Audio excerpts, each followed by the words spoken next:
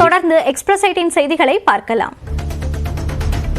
தருமபுரி மாவட்டத்தில் காலை நேரத்தில் நிலவிய பனிமூட்டத்தால் வாகன ஓட்டிகள் அவதிக்குள்ளாகினர். தருமபுரி மாவட்டத்தில் கடந்த 2 நாட்களாக பனிமூட்டம் அதிகரித்து காணப்படுகிறது. தருமபுரி, பாலக்கோடு, மாரண்டஹள்ளி, அரூர், பாப்பிரெட்டிப்பட்டி உள்ளிட்ட பகுதிகளில் காலை 8 மணிக்கு பிறகும் பனிமூட்டம் நீடித்தது. கிருஷ்ணகிரி மாவட்டத்திலும் கட்டிகானப்பள்ளி, தாளப்பள்ளி, பையனப்பள்ளி, வெங்கடாபுரம், அகசியப்பள்ளி போன்ற பகுதிகளில் கடும் குளிருடன் பனிமூட்டம் நிலவியது. சாலையில் செல்லும் வாகனங்கள் தெரியாத அளவுக்கு பனிமூட்டம் இருந்தது.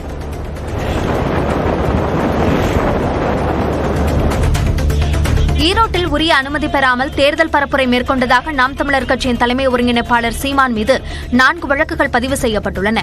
ஈரோடு கிழக்கு தொகுதி இடைத்தேர்தலில் போட்டியிடும் நாம் தமிழர் கட்சி வேட்பாளர் சீதாலட்சுமிக்கு ஆதரவாக அக்கட்சியின் தலைமை ஒருங்கிணைப்பாளர் சீமான் தேர்தல் பிரச்சாரம் மேற்கொண்டு வருகிறார்.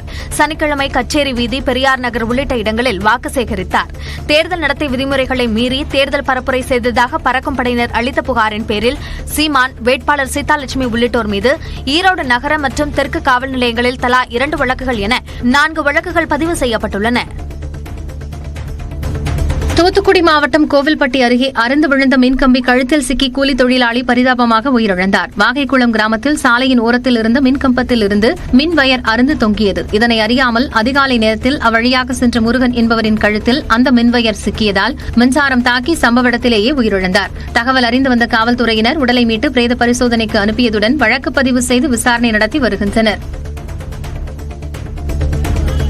குடியரசு தின விழாவை முன்னிட்டு கொடைக்கானலில் வனத்துறை கட்டுப்பாட்டில் உள்ள சுற்றுலா தலங்களுக்கு மக்கள் ஒருநாள் இலவசமாக அனுமதிக்கப்படுகின்றனர். தூண்பாறை, குணா குகை, பைன்மரக்காடுகள், மோயர் சதுக்கம் உள்ளிட்ட சுற்றுலா தலங்களில் இலவச அனுமதி அளிக்கப்படுகிறது. இதனிடையே பேரிஜம் வனப்பகுதியில் யானைகள் குட்டிகளுடன் முகாமிட்டுள்ளன. இதையடுத்து சுற்றுலா பயணிகளின் பாதுகாப்பு கருதி பேரிஜம் ஏரிக்கு செல்ல வனத்துறை தடை விதித்துள்ளது. மேலும் யானைகளின் நடமாட்டத்தை தொடர்ந்து கண்காணித்து வருகின்றனர். குடியரசு தின விடுமுறையால் திண்டுக்கல் மாவட்டம் பழனி தண்டாயுதபாணி கோயிலுக்கு வரும் பக்தர்களின் எண்ணிக்கை அதிகரித்தது. பல்லாயிரக்கணக்கான பக்தர்கள் பாத யாத்திரையாக வந்து அலகு குத்தியும் காவடி எடுத்தும் நேர்த்திக்கடன் செலுத்தினர். கூட்டத்தை சமாளிக்கும் வகையில் குடமுழுக்கு நினைவரங்கம் வழியாக மலைக்கோயில் செல்லவும் படிப்பாதை வழியாக கீழே இறங்கவும் ஏற்பாடு செய்யப்பட்டது. மின் இழுவை ரயில், ரோப்கார் நிலையங்களிலும் பக்தர்கள் நீண்ட வரிசையில் காத்திருந்து மலைக்கோயிலுக்கு சென்றனர். ராணிப்பேட்டை மாவட்டம் சேந்தமங்கலம் அருகே இயற்கை உபாதையை கழிக்கச் சென்றவர் ரயில் மோதி பரிதாபமாக உயிரிழந்தார். வட கண்டிகை பகுதியைச் சேர்ந்த 48 வயதான பாஸ்கரன் சேந்தமங்கலம் பகுதியில் தள்ளுவண்டி டிஃபன் கடை நடத்தி வந்தார். இவர் இயற்கை உபாதையை கழிக்க ரயில் தண்டவாளத்தை கடந்தார். அப்போது அவ்வழியாக வந்த சரக்கு ரயில் மோதி சம்பவ இடத்திலேயே உயிரிழந்தார். தகவல் அறிந்து வந்த ரயில்வே காவலர்கள் உடலை கைப்பற்றி பிரேத பரிசோதனைக்காக காஞ்சிபுரம் அரசு மருத்துவமனைக்கு அனுப்பி வைத்தனர்.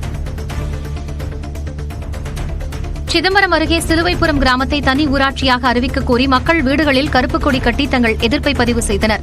சிலுவைப்புரம் கிராமம் பல ஆண்டுகளாக 3 ஊராட்சிகளில் பிரிந்து கிடக்கிறது. இந்த கிராமத்திற்கு 3 கிராம நிர்வாக அலுவலர்கள், 2 சட்டமன்ற உறுப்பினர்கள், 3 ஊராட்சி மன்ற தலைவர்கள் உள்ளனர். இதனால் இந்த கிராமத்தை தனி ஊராட்சியாக மாற்ற வேண்டும் என மக்கள் தொடர்ந்து வலியுறுத்தி வருகின்றனர். ஆனால் இதுவரை எந்தவித நடவடிக்கையும் எடுக்கப்படாத நிலையில் குடியரசு தின நாளை முன்னிட்டு வீடுகளில் கருப்பு கொடி கட்டி கிராம சபை கூட்டத்தை புறக்கணித்து போராட்டத்தில் ஈடுபட்டனர். தலைமுறையாக இந்த ஒரு 3 ஊராட்சியில் என்னத்தையும் பிச்சு பங்கு போட்டு கொடுத்த மாதிரி அப்படி இருக்குது. இந்த 3 ஊராட்சிக்கும் நாங்கள் 3 இடத்த நாங்கள் ஓட்டு போட போனோம். அதே மாதிரி 3 இடத்த ரேஷன் வாங்க போனோம். 3 இடத்த 3 விவோவை தேடின்னு நாங்கள் போனோம். ரொம்ப அடக்கழிக்கப்படுறோம். எந்த ஒரு உதவித்தொகை அரசிடம் வந்து நாங்கள் முழுமையாக பெற முடியல. வேலூர் மாவட்டம் கரசமங்கலம் கிராமத்தில் 58ஆம் ஆண்டாக எருதுவிடும் விழா வெகு விமர்சையாக நடைபெற்றது. கிராம தேவதை ஸ்ரீ பொன்னியம்மனுக்கு சிறப்பு பூஜைகள் செய்யப்பட்டு அம்மன் அலங்காரத்துடன் திருவீதி உலா நடைபெற்றது. இதைத் தொடர்ந்து நடைபெற்ற எருதுவிடும் விழாவில் திருவண்ணாமலை, திருப்பத்தூர், கிருஷ்ணகிரி உள்ளிட்ட பல்வேறு மாவட்டங்களில் இருந்து வந்திருந்த 400க்கும் மேற்பட்ட காளைகள் பங்கேற்றன.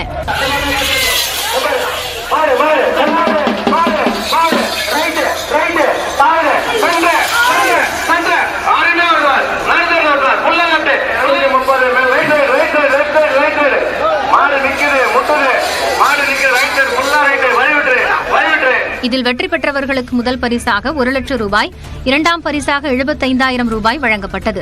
3ஆம் பரிசாக 50,000 ரூபாய் உட்பட மேலும் 60 பரிசுகள் வழங்கப்பட்டன. அரியலூர் மாவட்டம் வெற்றியூர் அருகே கார் கவிழ்ந்த விபத்தில் ஒருவர் உயிரிழந்தார். இரட்டை குழந்தைகள் உட்பட 5 பேர் காயமடைந்தனர். கடலூர் மாவட்டம் பெண்ணாடத்தைச் சேர்ந்த சுரேந்தர் சென்னையில் ஆட்டோமொபைல்ஸ் நிறுவனத்தில் பணியாற்றி வருகிறார். இவர் விடுமுறைக்காக சொந்த ஊர் வந்திருந்த நிலையில் குடும்பத்துடன் காரில் தஞ்சை பெரிய கோயிலுக்கு சென்றார். அங்கிருந்து பெண்ணாடம் திரும்பிய போது கார் விபத்தில் சிக்கி சுரேந்திரனின் தந்தை முருகன் சம்பவ இடத்திலேயே உயிரிழந்தார். 1.5 வயதுடைய இரட்டை குழந்தைகள் உட்பட 5 பேர் காயமடைந்த நிலையில் அரியலூர் அரசு மருத்துவமனையில் அனுமதிக்கப்பட்டனர். குடியரசு தினத்தை முன்னிட்டு தேனி மாவட்டம் கும்பக்கரை அருவியில் ஒருநாள் நுழைவு கட்டணம் ரத்து செய்யப்பட்டது. விடுமுறை தினம் என்பதால் கும்பக்கரை அருவிக்கு வரும் சுற்றுலா பயணிகளின் எண்ணிக்கை அதிகரித்து காணப்பட்டது. நீர்பிடிப்பு பகுதிகளில் பெய்த மழையால் கும்பக்கரை அருவியில் நீர்வரத்து சீராக இருந்தது. இதனால் சுற்றுலா பயணிகள் அருவியில் ஆனந்தமாக குளித்து மகிழ்ந்தனர்.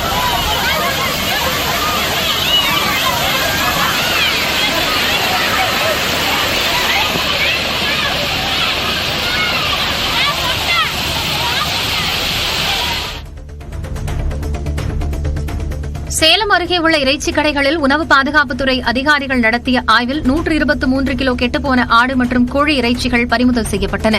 சூரமங்கலம் பகுதியில் உள்ள 65 மீன் மற்றும் இறைச்சி கடைகளில் உணவு பாதுகாப்புத்துறை அதிகாரிகள் ஆய்வு நடத்தினர். இதில் 18 கடைகளில் வைக்கப்பட்டிருந்த கெட்டுப்போன கோழி இறைச்சி, ஆட்டிறைச்சி, மீன் பறிமுதல் செய்யப்பட்டு அழிக்கப்பட்டது. 53 கிலோ உணவு மாதிரிகள் எடுக்கப்பட்டு பகுப்பாய்விற்காக ஆய்வகத்திற்கு அனுப்பப்பட்டது. மேலும் கெட்டுப்போன இறைச்சி விற்பனை தொடர்பாக 3 கடைகளுக்கு தலா 3000 ரூபாய் அபராதம் விதிக்கப்பட்டது. ராணிப்பேட்டை மாவட்டம் தாமரைப்பாக்கத்தில் நள்ளிரவில் வீட்டிற்குள் புகுந்த கொள்ளையர்கள் 21 சவரன் தங்க நகைகளை திருடி தப்பி ஓடினர். புதுத்தெருவில் பாஸ்கரன் வீட்டின் பின்புற கதவின் பூட்டை உடைத்து புகுந்த கொள்ளையர்கள் உறங்கிக் கொண்டிருந்தவர்களின் அறைகளை வெளிப்புறமாக தாழிட்டு பூட்டியுள்ளனர். பின்னர் பீரோவில் இருந்து 21 சவரன் தங்க நகைகள், 70,000 ரூபாய் ரொக்கம் உள்ளிட்டவற்றை கொள்ளையடித்து சென்றனர். இதேபோல் அருகாமையில் உள்ள மற்றொரு வீட்டிலும் கொள்ளை முயற்சி நடந்துள்ளதால் அப்பகுதி மக்கள் அச்சமடைந்தனர். நாம் தமிழர் கட்சியின் சேலம் மாநகர மாவட்ட செயலாளரை தொடர்ந்து பொருளாளர் சதீஷ் உள்ளிட்ட முக்கிய நிர்வாகிகள் அக்கட்சியிலிருந்து விலகினர். மாவட்ட மகளிர் பாசறை இணைச் செயலாளர் நாகம்மாள் உட்பட 30க்கும் மேற்பட்டோர் நாம் தமிழர் கட்சியின் அடிப்படை உறுப்பினர் பொறுப்பில் இருந்து விலகியுள்ளதாக சதீஷ் தனது முகநூல் பக்கத்தில் பதிவிட்டுள்ளார். கட்சி தலைமை மீதான அதிருப்தி காரணமாக விலகுவதாக அறிவித்துள்ளார்.